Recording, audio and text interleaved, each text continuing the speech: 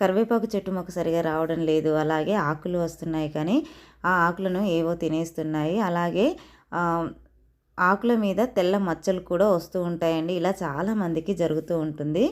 ఇక్కడ చూస్తున్నారు కదా, మా కరివేపాకు చెట్టు వేసి అయితే 1.5 ఇయర్ అవుతుందండి. ఎంత బాగా పెరిగిందో చూడండి. ఇది సీడ్తో పెంచుకున్న మొక్క అండి. చెట్టు చాలా హెల్దీగా ఉంది. మేము రెగ్యులర్గా వీటి నుంచి కరివేపాకు అయితే తీసుకుంటూ ఉంటాను. అయినా కూడా చెట్టు మాత్రం గ్రోత్ అయితే చాలా ఫాస్ట్గా ఉంది. నేను 3 టిప్స్ అయితే చెప్తానండి కరివేపాకు హెల్దీగా పెరగడానికి, అలాగే కీటకాలు ఏవి అటాక్ చేయకుండా ఆకులు హెల్దీగా ఉండడానికి. ఇవి తప్పకుండా పాటిస్తే కరివేపాకు హెల్దీగా ఉంటుంది. ఇది నేను 10 లీటర్స్ బకెట్లో అయితే వేసానన్నమాట. వేసిన 1.5 ఇయర్లోనే చాలా హెల్దీగా పెరిగింది. నమస్తే, welcome back to our channel నేత్ర వ్లాగ్స్ ఇన్ తెలుగు. ముందుగా మన ఛానల్ని ఎవరైనా కొత్తగా చూస్తున్నట్లయితే ప్లీజ్ లైక్ చేయండి, షేర్ చేయండి. ఛానల్ని సబ్స్క్రైబ్ చేసుకొని పక్కనే ఉన్న బెల్ ఐకాన్ని యాక్టివేట్ చేసి పెట్టుకుంటే నేను వీడియో పెట్టిన వెంటనే నోటిఫికేషన్ అయితే వస్తుందండి. సో దట్ మీరు మీ వీడియో మిస్ అవ్వకుండా అయితే చూడొచ్చు.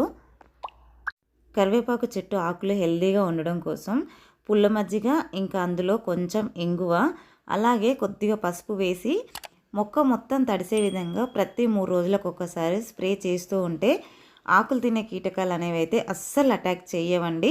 సెకండ్ టిప్ వచ్చేసి కరివేపాకు చెట్టుకు బియ్యం కడిగిన నీళ్ళు అండి 3 డేస్ ఫర్మెంట్ చేసి వేయడం వల్ల చాలా హెల్దీగా పెరుగుతుందన్నమాట. థర్డ్ టిప్ వచ్చేసి కంపోస్ట్ అండి. ఈ కరివేపాకు చెట్టు ఆకులే కదండి మనకు బాగా పనికొచ్చేది. ఈ ఆకులు హెల్దీగా రావాలి అంటే నైట్రోజన్ రిచ్ ఉన్న ఫెర్టిలైజర్ అయితే ఈ కరివేపాకు మొక్కకు మనం అందిస్తూ ఉండాలి. నైట్రోజన్ రిచ్ ఉన్న ఫెర్టిలైజర్స్ అయితే మనకు చాలానే ఉన్నాయండి.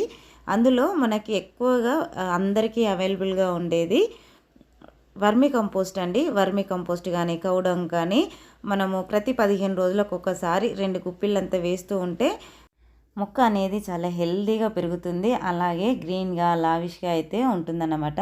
ఇక్కడ చూస్తున్నారు కదండి, ఎప్పుడు కూడా మనం కరివేపాకులు ఆకులు కింది నుంచి తెంపడం కంటే పైన టిప్ కట్ చేస్తూ ఉంటే మనకు అక్కడి నుంచి 2 బ్రాంచెస్ వచ్చి గుబురుగానైతే రెడీ అవుతుందండి మొక్క.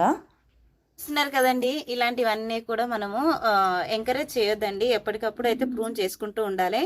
ఇలాగా మనకి కింద వేర్ల నుంచి ఇలాగ వస్తూ ఉంటాయండి. ఈ పెద్ద మొక్క ఉంది కదా, దాని నుంచి ఇవి వస్తూ ఉంటాయి. ఇవి ఎంత బలంగా ఉంటాయి అని అంటే చూడండి, అసలు ఇట్లా లాగితే కూడా రావట్లేదండి, ఎంత బలంగా ఉన్నాయి మొక్కలైతే. మనం వేసుకున్న ఫెర్టిలైజర్ అంతా కూడా వీటికే సరిపోతుందండి. నేలలో ఉంటే ఏం కాదండి, మనం చుట్టూతా పెంచుకోవచ్చు. కానీ ఇలాగా చిన్న కుండీలో వేసుకున్నాం కదండి, ఎప్పటికప్పుడు ఇలాగా ప్రూనింగ్ చేసేసుకుంటూ ఉండాలండి. చూస్తున్నారు కదండి, మొత్తం కూడా ఇలాగా కట్ చేసేసుకోవాలి. ఇది లాగితే రావట్లేదండి, అసలు మొదల నుంచి తీసేసుకుంటేనే బెటరు, కానీ రావట్లేదు.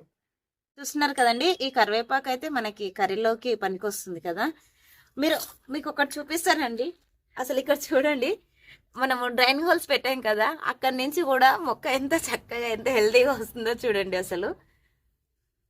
వావ్, దాన్ని డిస్టర్బ్ చేయనండి, ఎంత పెరుగుతుందో చూద్దాము. తీసి ఇంకో దాంట్లో పెట్టేద్దాం దాన్ని అయితే.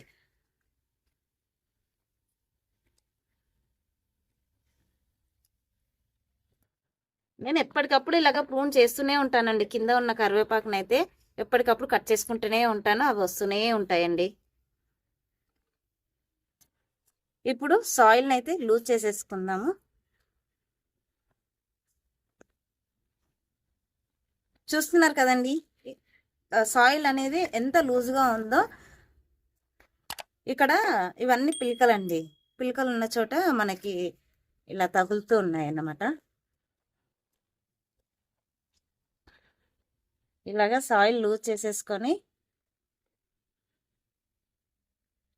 చూస్తున్నారు కదండి, ఇదైతే మస్టర్డ్ కేక్ అండి. మస్టర్డ్ కేకు మనం ఏ ఫెర్టిలైజర్ షాప్లో అడిగినా దొరుకుతుందండి. ఇది లేదనుకో మనకి ఇంట్లో ఆవాలు ఉంటాయి కదండి, వాటిని మిక్సీ పట్టుకొని వాడుకోవచ్చు అండి. చూస్తున్నారు కదా, ఇది వచ్చేసి మస్టర్డ్ కేక్ మన బయట ఫెర్టిలైజర్ షాప్లో దొరికేది ఏంటంటే ఆయిల్ తీసిన తర్వాత వచ్చే చెక్కని ఇలా పౌడర్ రూపంలో అమ్ముతారండి. పౌడర్ రూపంలో దొరుకుతుంది, అలాగే చెక్క రూపంలో కూడా దొరుకుతుంది ఇది.